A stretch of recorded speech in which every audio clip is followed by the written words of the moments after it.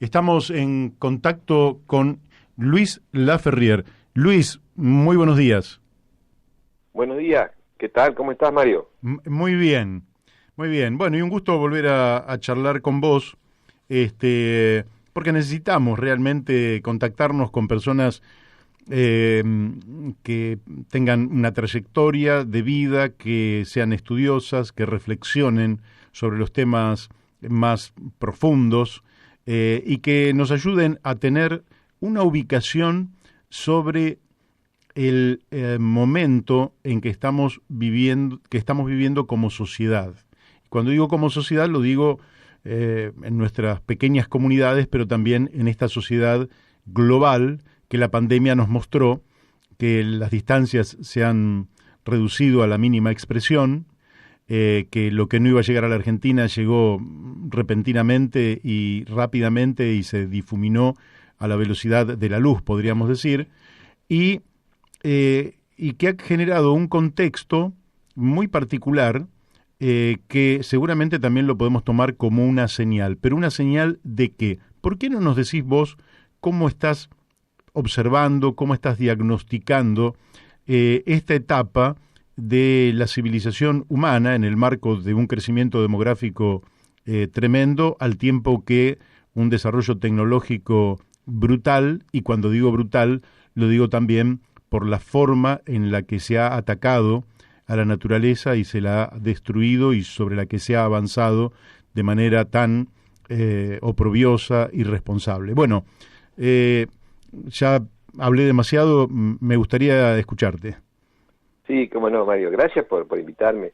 De verdad, yo estoy muy preocupado. Hace muchos años que venía insistiendo, bueno, tanto en las cátedras como en los espacios donde uno puede generar alguna acción sobre esta crisis civilizatoria que estamos viviendo como humanidad y la necesidad imperiosa de pensar cambios urgentes y profundos. Yo creo que sin abordar este tema es muy difícil pensar cómo salimos de los problemas que tenemos, tanto a nivel local como nacionales y mundiales, ¿no es cierto? Es una crisis civilizatoria que no tiene precedentes, que no es solo una sumatoria de muchas y graves crisis, como puede ser la alimentaria, la sanitaria, energética, laboral, económica, ambiental, humana, sino que yo creo que hemos llegado a un punto que estamos superando ya los límites que nos llevan hacia un camino de no retorno, ¿no es cierto? Hay como dos grandes cuestiones, ¿no? Por un lado, hay la crisis del sistema capitalista, que es el orden social que hoy rige casi en toda la humanidad, casi en todo el planeta, y por otro lado, la crisis que ha generado este sistema por su lógica a toda la humanidad, ¿no? Y esta crisis civilizatoria que se ha generado, como que tiene esta sumatoria, que uno puede hablar en dos líneas, ¿no? La crisis ambiental y la crisis humanitaria. Yo insisto en esto porque no podemos ignorar, si que estamos pensando en cómo podemos salir en alternativas al futuro, ignorar que la crisis ambiental nos está llevando a punto a situaciones límite. ¿Por qué? Bueno, porque producto de la actividad económica que realizamos en este orden social, en este sistema, la actividad económica tiene como una premisa fundamental, que es cómo logramos el máximo crecimiento posible. Eso significa, actividad económica significa cómo actuamos sobre la naturaleza, sobre nuestros bienes comunes, lo transformamos y lo adaptamos para satisfacer nuestras necesidades, ¿no? Esa es la actividad económica. Uh-huh. Como transformamos naturaleza, generamos bienes y servicios que satisfacen nuestras necesidades. Lo que sucede es que en este orden social ese objetivo es llevado al máximo, es decir, cómo podemos permanentemente lograr cada vez más crecimiento, y más crecimiento significa sacar más recursos, quemar más energía y tirar más desechos. Eso es crecimiento, y cuanto mayor es el crecimiento, parece que ese es el termómetro para medir la salud de una economía o la bondad de una política o de un gobierno, ¿no es cierto? Si logramos el máximo crecimiento, sacamos el pecho, y resulta que el máximo crecimiento significa llevar al máximo la depredación, sin interesarnos qué estamos produciendo, ni cómo estamos distribuyendo, ni qué estamos destruyendo para producir eso.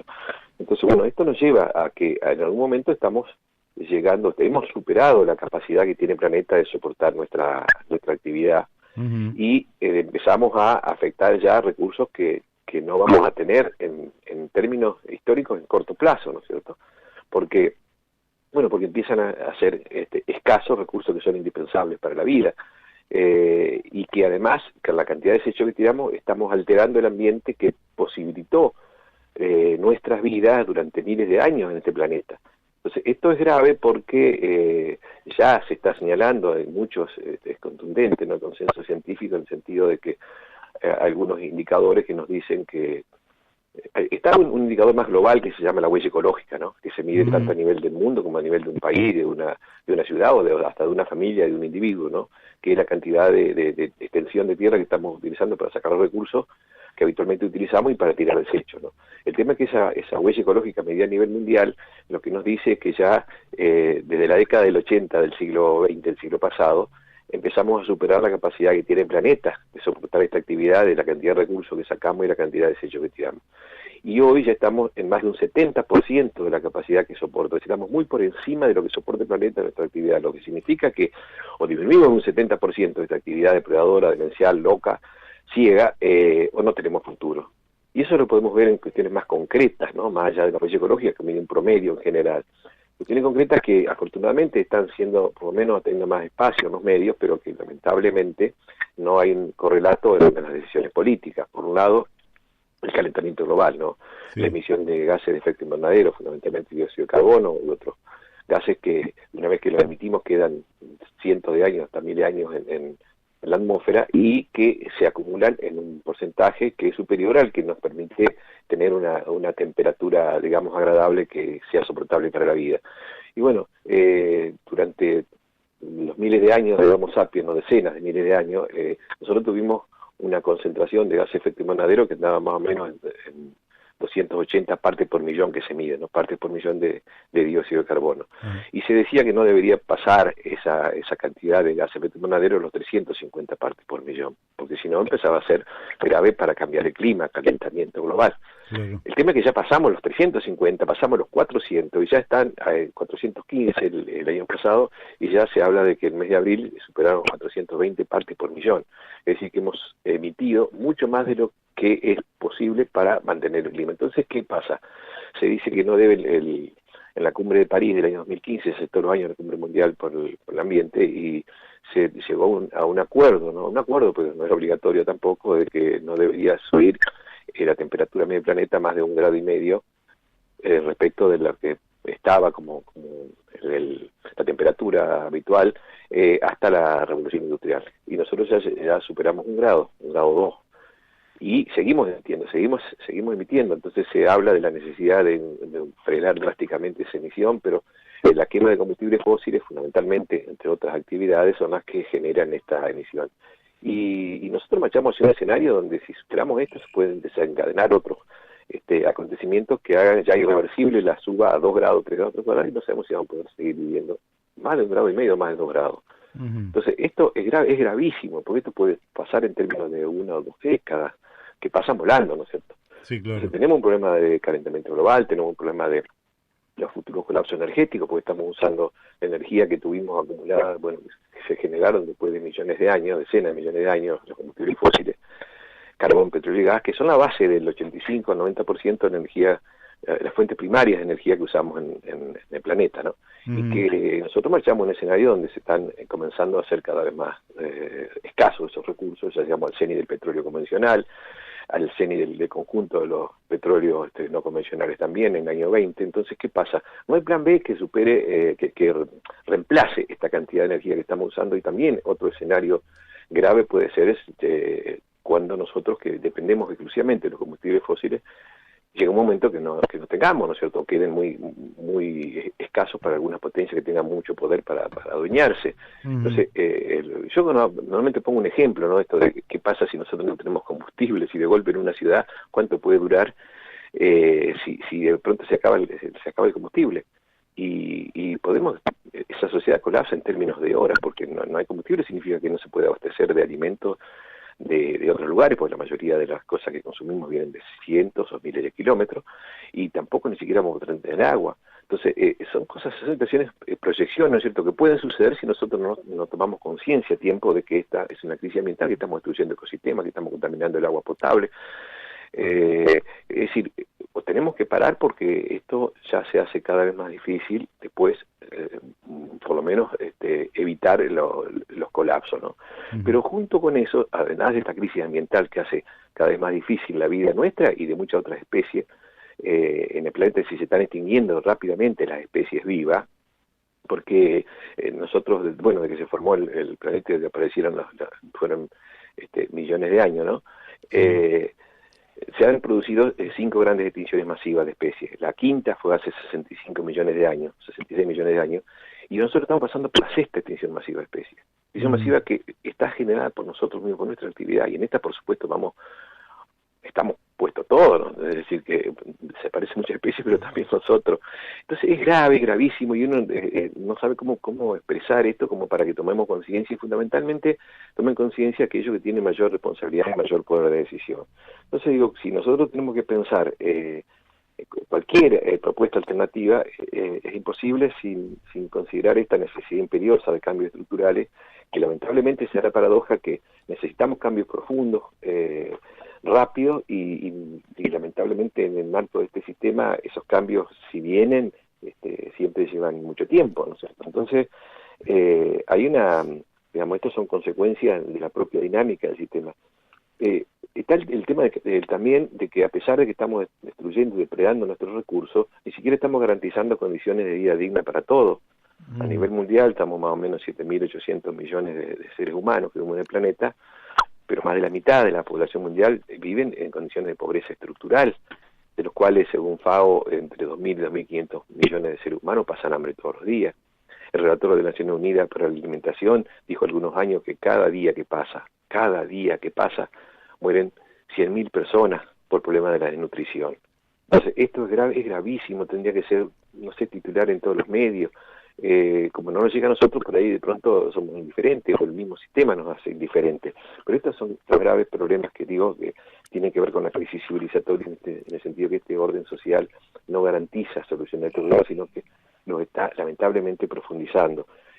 Ban Ki-moon, el anterior secretario general de Naciones Unidas, en una de estas cumbres mundiales, para tratar el tema del calentamiento global y de la destrucción del ambiente, lo decía muy gráfico, decía, la humanidad se encamina hacia el abismo y tiene los pies atados al acelerador, como diciendo, bueno, tomemos urgente, ¿no es cierto?, noción de esto porque no tenemos futuro. Y bueno, entonces en este marco creo que es necesario pensar en la necesidad de cambios, necesidad de trabajar Luis, por sí, generar nuevos está caminos. muy clara la descripción que haces. Vos decís, yo comparto totalmente, hay un sistema de prevalentemente un capitalismo de mercado, pero donde los estados también juegan un rol protagónico para justamente producir un desarrollo económico absolutamente acelerado, que ha sobrepasado, como vos decís, la capacidad de carga o de restitución que puede tener el planeta respecto a lo que uno puede consumir de él. Ahora, un sistema juega un papel protagónico, pero sabemos que los componentes de ese sistema, que seríamos nosotros, los individuos, también jugamos un papel, ¿verdad?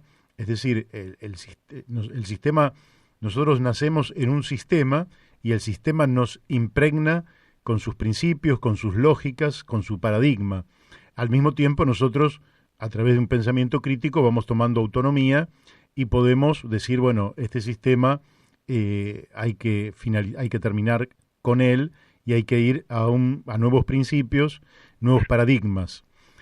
¿Cómo sentís vos la respuesta de los individuos, ya no del sistema, que está bastante bien resguardado por el régimen político, un régimen político que se autorreproduce y que en definitiva es en gran parte el producto de ese poder económico responsable de esta catástrofe que estamos viviendo?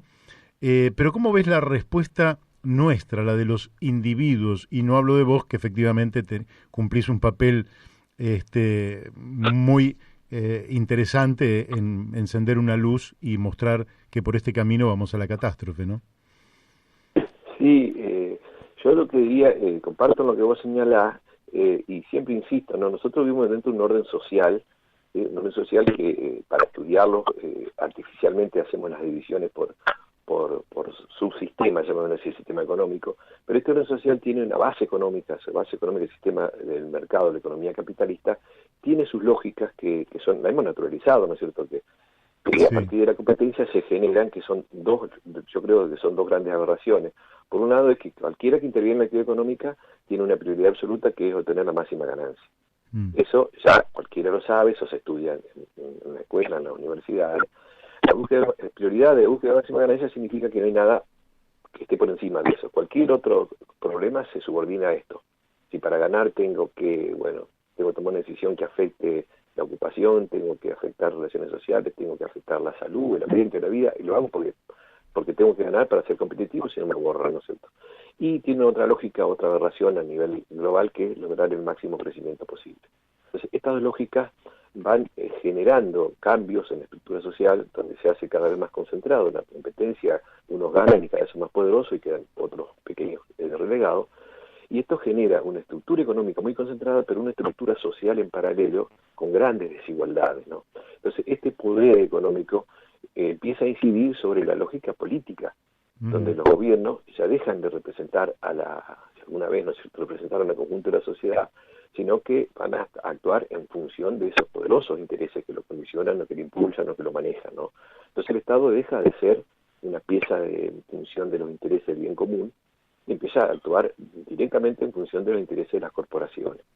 Este es el orden político, pero ese orden político también se apoya, y el orden económico, en un orden cultural, porque es necesario legitimar esto. Tenemos que hacer como que es natural que siempre hubo pobres, tenemos que ocultar las tremendas desigualdades, las aberraciones sociales que aparecen. Entonces el orden cultural también nos va poniendo a nosotros en la cabeza una especie de, nos está narcotizando, pensando que todo está bien y todos podemos llegar a tener, y tenemos que buscar tener para hacer más, y entonces generan comportamiento, y además cada uno, como vos bien decías, vive en este orden social. Entonces este orden social es como un monstruo de muchos tentáculos, pero donde la cabeza la pone la lógica económica. Por lo tanto, no se puede pensar en cuestiones, en todo caso, parciales o alternativas secundarias, sino que acá hay que repensar todo, la forma de convivir, la forma de consumir, la forma de producir. Es una cuestión de un cambio, por eso decía que se requieren cambios profundos, cambios culturales, cambios políticos y sociales, porque en el marco de este orden social no hay alternativa. Cuando uno plantea esto, dice, bueno, pero esto es utópico. Y yo siempre le digo a los que plantean que es necesario el cambio del orden social, si esto es utópico, mucho más utópico creer que seguir en este orden social vamos a tener algún futuro. No tenemos futuro. Ni siquiera aquellos que todavía no han caído debajo de la línea de flotación, porque van a caer, porque esto es una concentración que no se detiene nunca, ¿no es cierto? Hoy el 1% de la población mundial tiene más riqueza que el 99% restante. Esto es una locura demencial, sin embargo sigue. Entonces, mi idea es que cuando planteamos alternativas, es imposible pensar alternativas que estén dentro de esta lógica, porque esta lógica los devora. Yo creo que existen y están recorriéndose caminos importantes, ¿no?, para pensar en construir otras formas de convivencia, de producción, de vida, de consumo, pero todavía son muy incipientes. Yo creo que la construcción de otros mundos diferentes a son posibles y son urgentemente necesarios, pero y que yo creo que si uno empieza a ver, uno ve que se están generando otras formas de producir y de consumir. Tenemos que ir mirando esto. Yo creo que son señales de un nuevo mundo que tenemos que hacer entre todos, ¿no? Por ejemplo, todo lo que puede ser los impulsos del consumo solidario, la economía social, las relaciones de cooperación y ayuda mutua en algunas actividades, trabajadores que ante la amenaza de cierre o ante el cierre de su empresa deciden conducirla y tomar si la empresa recuperada, trabajar en la soberanía alimentaria y la agroecología en las pequeñas producciones agropecuarias, experiencia en otros países de ecoaldea, de sociedades o ciudades en transición, desarrollar fuentes de energía limpia y sustentable, trabajo voluntario a favor de la comunidad, y en distintos ámbitos hay por lo menos señales a transitar otro camino, ¿no? Los docentes, muchas veces tareas que a veces, aún en contra de las autoridades, tratan de buscar otras formas de educación. Ustedes mismos están, yo creo, dando ejemplos de que estación de periodistas independientes, medios y programas alternativos, que a pesar de la censura y las persecuciones y las dificultades económicas, se siguen preocupando que no están dentro, digamos, de la lógica convencional, ¿no es cierto? Acciones de investigadores de la ciencia y la técnica, pero lamentablemente todavía las áreas de las convencionales y de más poder están orientadas hacia la lógica que impone el sistema, ¿no es cierto? Pero hay muchos movimientos sociales y culturales, asambleas ciudadanas, grupos de militancia por los derechos de la mujer, por la protección del ambiente, defensa de los derechos humanos, el mismo ejemplo de los pueblos originarios que siguen con la resistencia ancestral contra el genocidio y el saqueo. Es decir, hay ejemplos. Lo que yo creo que construir ese orden social que nos está dando estas señales requiere, bueno, empezar a pensar en cómo articular esas múltiples experiencias, cómo empezar a desarrollar un pensamiento más integral, sin confiar en que una experiencia aislada termina siendo devorada por la dinámica de este sistema. Yo veo así con mucha preocupación de que si no vamos a tener alternativa, porque las lógicas se imponen irremediablemente entre sistemas, la máxima ganancia, el máximo crecimiento, y comandando por los ganadores de este sistema, que son los sectores más concentrados, por lo Luis, tanto manejan la política. Sí, una perdón. pregunta, Daniel de Abrantes te habla. ¿Vos crees que esta experiencia de la pandemia, que ha sido una experiencia global, recién decías cosas muy importantes y muy duras, ¿no? Por ejemplo, que mueren 100.000 personas todos los días por efecto de la desnutrición y una buena parte del planeta mira para otro lado. Pero también esta experiencia que estamos transitando de la pandemia nos está mostrando que cuando se desequilibra algo en el planeta, no hay dónde, para decirlo en términos brutales, no hay dónde esconderse. O sea, el cambio climático nos va a pegar a todos, por supuesto, a los que menos tienen con más fuerza y más rápido, pero en definitiva lo que está en riesgo es la propia civilización. ¿Crees que esta experiencia que estamos transitando va a impactar en la conciencia ciudadana, que va a generar algún cambio de cara a cómo miramos lo que está pasando con el planeta? Bueno, vos pones un tema que daría para otra oportunidad porque digamos, es muy complejo. Yo creo que esto está comandado y ha generado por las corporaciones y ha generado un proceso de aceleramiento de las tendencias más terribles del sistema capitalista. Esto ha profundizado la concentración, la marginalidad, la desocupación, la pérdida de derechos laborales. Es decir, hay un sector que en esto está sacando ganancias fabulosas, no hablando solamente de los laboratorios, digamos, de lo que se llama la farmacia, sino de otras empresas tecnológicas que están generando negocios increíbles. Es decir, la capitalización de las acciones de las 5 grandes de la comunicación, digamos, la farma, como le dice Facebook, Amazon, Google, Sí. etcétera, están ganando como locos. Están reconfigurando buena parte del mundo, ¿no? Por ejemplo, totalmente, esto están reorganizando el mundo. Arrasar con todos los sectores medios en el comercio, con absolutamente hay una un proceso de concentración. Se aceleró Claro. la concentración, la destrucción, la desocupación y con ella todo lo que significa avances o conquistas de los trabajadores. Es decir, hay un proceso que ha agudizado más las tendencias más negativas, más retrógradas de este sistema.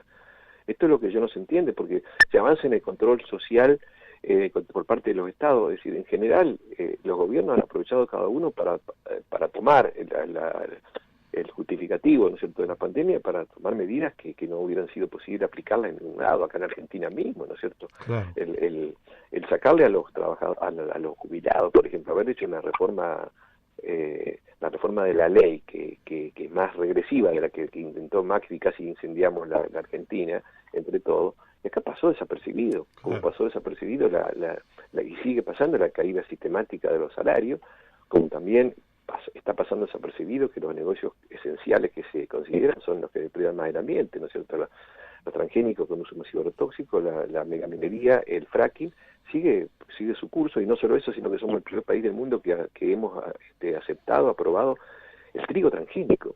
O sea, esto ha sido aprovechado en todos lados para lograr cosas que no se lograrían en términos, y de ahí a mantener, yo creo que ya se están entusiasmando a mantener ese control social tan feroz, ¿no es cierto? Decir, bueno, ahora no se puede transitar, no tener derechos, muchos derechos se pierden, ni siquiera para reunirte con tu familia. cosa que no se perdió ni siquiera en época de guerra, en época de dictadura. Que te denuncie un amigo, un vecino, porque vos te juntaste con 4 amigos, que digan que chicos que hacen un cumpleaños infantil es una fiesta clandestina. Es decir, yo creo que al contrario, esto ha sido un retroceso fenomenal en términos de toma de conciencia. Eso es una apreciación, como siempre, personal y subjetiva, ¿no? No, es muy serio todo lo que decís y es para meditarlo, ¿no? Te quiero preguntar, ahora te habla Mario Masitelli, ¿no entendés que hay como trasfondo una ideología de clases dominantes, de oligarquías internacionales que entienden que la extinción no va a ser para todos, sino que lo que se va a morir es el material humano sobrante, en el cual incluyen a pobres, marginados, excluidos, gente que no les sirve ni como productores ni como consumidores del sistema, y que en cambio esa minoría, esa oligarquía, va a sobrevivir porque va a tener los recursos, la tecnología, se va a apropiar de los lugares en los cuales la vida sea posible? ¿No crees que en el fondo hay una suerte de racismo, si se quiere, de un espíritu de que hay un sector superior al otro y que el que va a sobrevivir ese sector y los que van a morir son los otros? Sí, mira, yo no solamente creo, sino que estoy convencido, y además esto es lo que vengo trabajando con documentos, inclusive que uno puede conseguir, sobre que el hecho de esta destrucción ambiental y de la escasez creciente de recursos se conoce mucho más por los sectores económicos más poderosos que nosotros. Ellos saben mucho más hasta dónde llegan, cuáles son las limitaciones. Empezaron a estudiarlo con el Club de Roma en los años 70, ¿no es cierto? Entonces ellos saben mejor que nosotros. Y para ellos el problema no es la forma demencial del hiperconsumismo irracional y depredador del capitalismo lo que genera esto, sino que para ellos el problema es que somos muchos. Entonces su solución pasa porque sobramos por lo menos 4.000 millones de seres humanos. Como digo sobramos porque ahí estamos todos nosotros. Sí, claro. Y su solución es una solución que yo le llamo neomalthusiana. O sea, Malthus, un economista que allá hace mucho tiempo señalaba, ¿no?, en el origen de la revolución industrial, que la población estaba aumentando de manera muy rápida en relación al crecimiento de la producción, ¿no es cierto?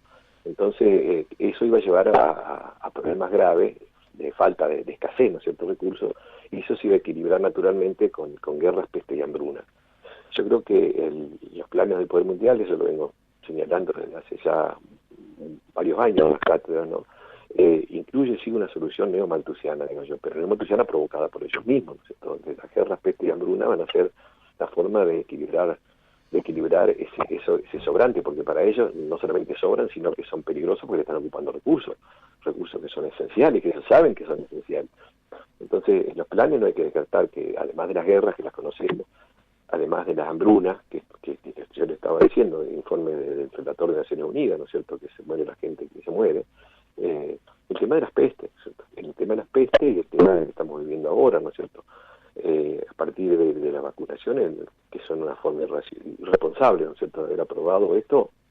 Estaba leyendo un informe del organismo oficial de salud de Estados Unidos, de que en los meses de vacunación, yo creo que me lleva un año de vacunación en Estados Unidos contra el coronavirus, han fallecido más personas que durante 15 años de vacunación de todas las vacunas en el mismo país, que cuando se empezaron a vacunar por la peste porcina, no recuerdo cuántos millones de vacunas pusieron, dice, llevaban 25 muertos y ya pararon porque era peligroso. Ahora resulta que llevan 4.500 muertos, ese para el mes pasado, y siguen adelante. Es decir, que acá hay indudablemente intenciones de que el equilibrio venga por el lado de eliminar a los que sobran, ¿no es cierto?, los que sobran y además están gastando recursos. Por eso creo que, digamos, no se puede hacer análisis ignorando estos problemas y estos peligros, ¿no es cierto?, porque el extractivismo que se ha impuesto en América Latina a lo largo de este siglo XXI es destrozar recursos naturales, y de acá lo que interesa a este continente los recursos minerales, petroleros, los recursos agropecuarios, pero la gente, para ellos sobra. Seamos, yo creo que tenemos que ser realistas, ¿no? Y no creer que vamos a desarrollarnos si ellos vienen a ayudarnos para lograr el desarrollo, que es un mito, ¿no? Sí, una gran mentira.